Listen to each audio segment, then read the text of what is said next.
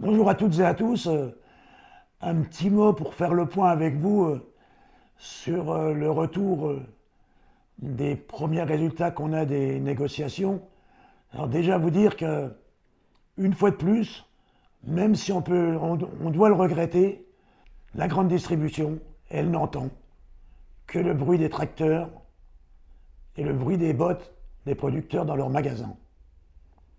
Alors on vous a dit il y a une dizaine de jours dans une info rapide qu'on allait terminer le premier round, mais le premier round n'est pas encore terminé et on en a eu la confirmation au bureau du CNIEL ce matin. Il y a encore des négos en cours. Alors quelle va être notre action syndicale pour le deuxième round?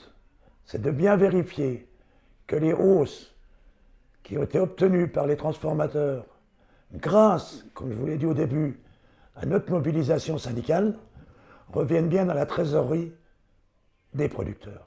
Alors il y a un élément nouveau, c'est ce qui se passe aujourd'hui à nos portes en Ukraine, où même si je l'ai déjà rappelé ce matin, que la hausse des charges, elle ne date quand même pas de la guerre en Ukraine. Le prix de l'azote, on sait tous combien on l'a payé, et il n'y a pas la guerre en Ukraine.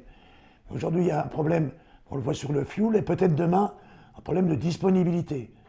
Donc il a été évoqué qu'il devrait y avoir une réactivité de la grande distribution par rapport à ce qui se passe, que des négos du 1er mars, elles ne seront pas forcément valables encore un an. Ça ne voudra peut-être plus rien dire. Et on a aussi rappelé à Guilain le devoir de la grande distribution. C'est aujourd'hui de faire payer le consommateur pour que le consommateur, demain, puisse encore avoir la possibilité d'acheter des produits laitiers français avec la qualité française.